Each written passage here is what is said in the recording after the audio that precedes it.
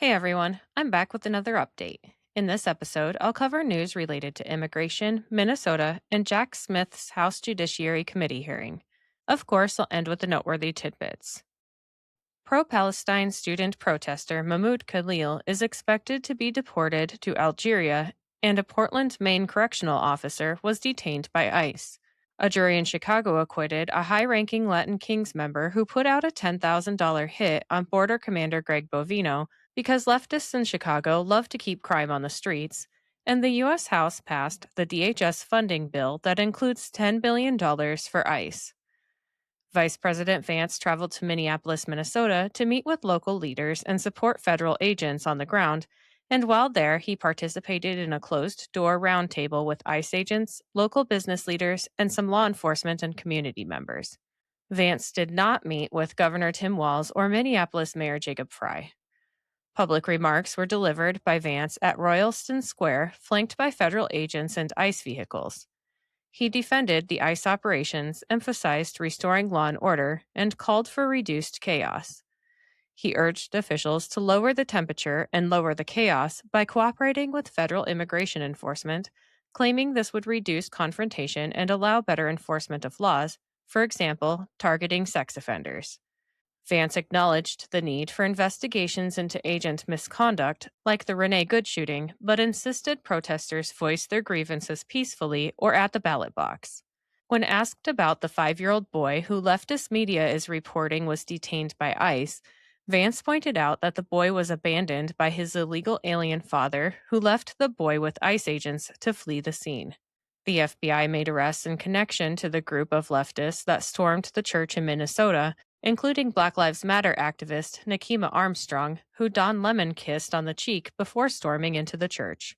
The Department of Justice pushed to charge Don Lemon, but a Minnesota magistrate judge, who is married to an assistant attorney general in Attorney General Keith Ellison's office, blocked it. St. Paul School Board member Chantel Allen was arrested, though, as well as William Kelly, the man who harassed women and children inside the church. Jack Smith testified before Congress, appearing publicly for the first time before the House Judiciary Committee in a hearing titled Oversight of the Office of Special Counsel Jack Smith. This was held in the Rayburn House Office Building, chaired by Representative Jim Jordan, with Ranking Member Representative Jamie Raskin also participating prominently. The hearing examined the operations of Smith's office as former special counsel, focusing specifically on his investigations and prosecutions related to President Trump. This included the case accusing Trump of conspiring to overturn the 2020 election results, tied to January 6, 2021 events, and the classified documents case involving materials retained at Mar-a-Lago after Trump left office. Smith had previously testified behind closed doors in a deposition around December 2025, but this was his public session to defend his work, explain the evidence, and address congressional oversight. It followed a subpoena issued by the committee in late 2025. The hearing lasted about 5 hours and was highly partisan and contentious. Smith defended his investigations as nonpartisan and evidence-driven, insisting he had no regrets about the charges. He stood by his evidence supposedly showing Trump willfully broke the law, knew his election fraud claims were false, was the most responsible for January 6th, describing it as foreseeable and that Trump sought to exploit the violence, and that the cases would have resulted in convictions beyond a reasonable doubt. He warned of catastrophic threats to democracy if the rule of law is not upheld, emphasized that no one is above the law, and said he would not be intimidated by attacks, including from Trump.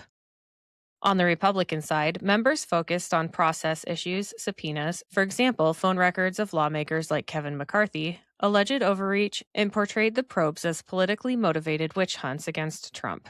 Representative Issa confirmed Jack Smith withheld information from a judge when he spied on Republicans, and Representative Brandon Gill said to Smith that he used clearly false information to secure a non-disclosure order to hide from Speaker McCarthy and the American people the fact that you spied on his toll records. On the Democratic side, they highlighted damaging evidence against Trump, accused Republicans of trying to rewrite history on January 6th, and defended Smith's work as necessary accountability. The hearing saw disruptions, including outbursts from former Capitol Police officer Michael Fanone, who shouted during questioning and had a confrontation during a break, and it drew significant media attention for its heated exchanges. Now it's time for the noteworthy tidbits, which are brought to you today by Zevo Life. Let me tell you about them quick. Looking for a game-changing way to improve your health? Zevo Life is the world's most nutrient-dense whole plant, packed with over 50% plant protein, essential amino acids, fiber, and antioxidants. Harnessing the best nature has to offer, Zevo Life nourishes your body while driving your performance, vitality, and overall well-being. Each serving is a concentrated source of clean, well-balanced nutrition designed to support modern lifestyles, and just 1 teaspoon a day supports your gut, boosts energy, and promotes healthier skin and hair. It's no wonder that it's receiving rave 5-star reviews. Step into a healthier future with a 30% discount and a 30-day risk-free guarantee by visiting zivo.life and using my promo code. To support my show and to receive 30% off your entire order, enter in my promo code JADE, that's JADE, at checkout. All right, let's get back to the tidbits.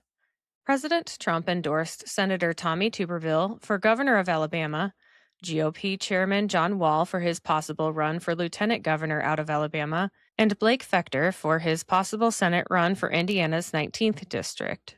Vice President Vance, joined by Vivek Ramaswamy and Senator John Husted, gave a speech in Toledo, Ohio at an industrial shipping facility. The event focused on highlighting the Trump administration's economic agenda, including lower prices, bigger paychecks, job creation in the Midwest, and the Great American Comeback. President Trump's Board of Peace has been signed and is in full effect, and after Canadian Prime Minister Mark Carney criticized America, Trump withdrew Carney's invitation to join the board. The NIH officially banned taxpayer funding for research involving aborted baby tissue. President Trump met with Ukrainian President Zelensky at the World Economic Forum to discuss ending their war with Russia. The Trump administration filed with the Supreme Court to throw out the California congressional gerrymandered map that adds up to 5 blue seats. President Trump sued J.P. Morgan Chase and CEO Jamie Dimon for $5 billion because they debanked him. The U.S. House rejected the War Powers Resolution meant to rein in President Trump's military actions in Venezuela. President Trump appointed Marco Rubio to set up the 2035 World Expo, which will be hosted in Rubio's hometown of Miami. The United States has officially withdrawn from the World Health Organization. President Trump confirmed the United States will have total access to Greenland and will be able to construct the Golden Dome air defense system over it if the deal being proposed is accepted, and that it won't cost the United States anything other than the cost to build the dome. Lastly, on the eve of March for Life, the U.S. House passed legislation requiring universities that receive federal dollars to give information to pregnant students on carrying the baby to term rather than abortion. That's all I have for today. I'll be back with another update soon. Until then, please like, subscribe, and share this podcast, and follow me on Instagram and X at Shades of Jade Pod. Thank you for listening, and have a great day.